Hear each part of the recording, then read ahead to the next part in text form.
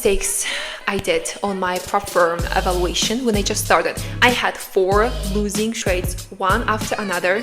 You can avoid the mistakes I did, and I'd be so happy to tell you how I'm doing prop firm, to share my journey, because I want you to feel like you're not alone. Let's go over my 4 trades and my mistakes that you can avoid.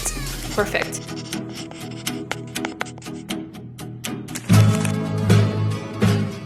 Let's go over my trades. The first trade of the time, let's see if you're gonna look on here, $1,000. What was a problem? I actually write it down here. Beautiful loss. I'm trading on 30 minutes. It's the best for me right now. And my goal is whenever I get evaluation, I would switch to 4-hour time frames. 3 touch points. So I had 1 touch point, 2 touch point, 3 touch point, 4 touch point. We call it here maybe 5 touch point, right? And I made a safety line over here. It broke, I think I entered here, and my stop loss was in this part, other side of the safety line. It just didn't, it just went up and my stop loss hit here. This is how I lost $1,000. I'm not upset about it. I tried my best and I did beautiful loss. Next, this one. I could make actually money on this. I don't know why I didn't, but let's go over it. This one also 3 touch point break. Let's see, here we have a lot of touch points. We have 1, 2, 3, 4, 5, 6 touch points, and it finally break the trend line. It break here, right? I made a safety line on the other side, so it was really close. It was low risk. I entered and it went down. Beautiful. I think if we're gonna look at the Zella scale, it tells you your maximum loss and maximum profit. I made a double. I made $2,000 over here, I think $2,300 over here. I don't know. I know what I did. I didn't draw support and resistance. So what is that? It helps you to exit in a place where whenever it comes to support or resistance line, the price tend to move around, right? So I probably should have put support and resistance level here, and I should have exited on my $2,000. I don't know why I didn't. So it didn't, and then it went up, and then it hit my stop loss, because my stop loss, it was on the other side of the safety line. So this is where I lost $1,000. The good thing, I still losing 1%. That was great. It's good, it's okay. Also, it's really hard with ID all-time highs. So what I realized, all-time highs are a little bit trickier because you don't really have a safety line, like that confirmation of the safety line, and all-time highs have a tend to just bounce it and go up and up. And what I did, I'm gonna do a video about it, that I actually, with all-time highs, especially gold was all-time high this month, have a tend to respect the playbook of trend line bounce. So after this, I'm gonna do a different video of my wins, and in one of the wins I did trend line bounce with the gold, and I made $2,000 when I risked 1,000, whatever. So let's go to the other one. So this one, you can see that I lost $1,700, and you could ask me, Bella, you always talk about 1%. What happened? I'm gonna explain. Unfortunately, because you can't trade with prop firms on TradingView, and I get used to TradingView so much when you can just put risk $1,000 and enter the trade, it's just gonna be $1,000 even, right? You can see everything, the prices, your entry and stuff. But with the prop firms, you have to trade on MetaTrader, and I hate MetaTrader. I actually learned how to do MetaTrader only for prop firms.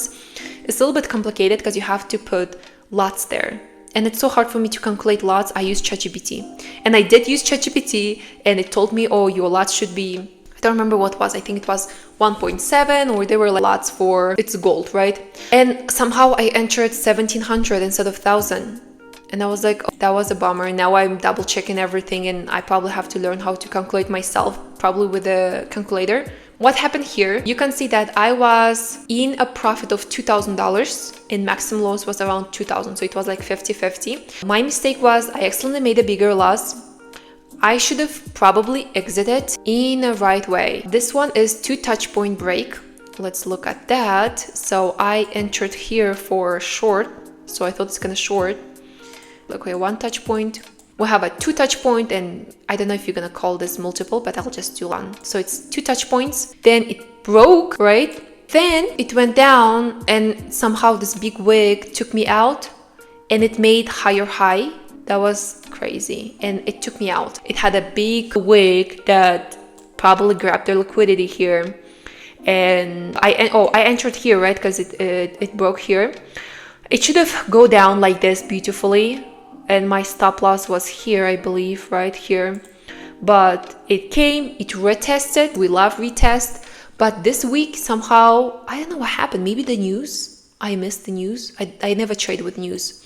I think this happened within few minutes. If that wouldn't happen, I would probably make, over here, I would make $4,000, 4%.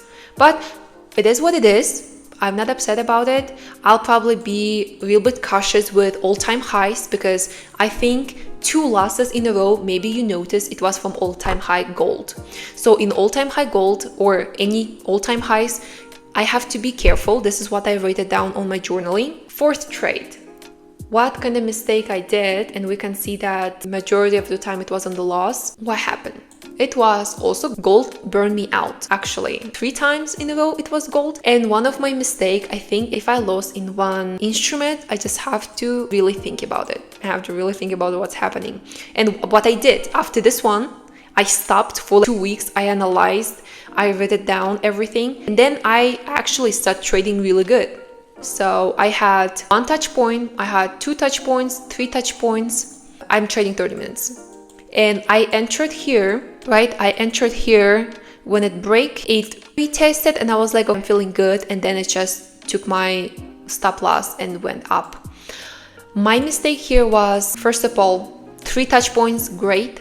Only problem is it didn't really have a clear downtrend where I can trail my stop loss or having like clear stop loss. I think all-time highs are good with trend line bounce. So for example, if I didn't enter here, I could have entered here for a trend line bounce, and my stop loss would be here when there's a resistance level. I would put my stop loss on this part and I would enter for a trend line bounce, and it would went up, and I would make 2 or 3% if I risk 1%.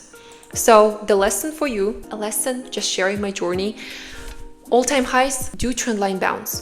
Be careful if the trade and the chart doesn't have clear downtrend and uptrend. This was my mistakes. The best things I did is, first of all, journal everything so I can go back, and whenever I was looking what I did wrong and I was looking for everything, I realized what kind of problems I did. And after this trend, after this trades, 4 other trades were on a profit, and I recovered in a prop firm. So this is the main thing you have to do. It's okay to lose. It's okay to make mistakes because you're just doing it. You don't have a 5 or 10 years of experience on this strategy, right?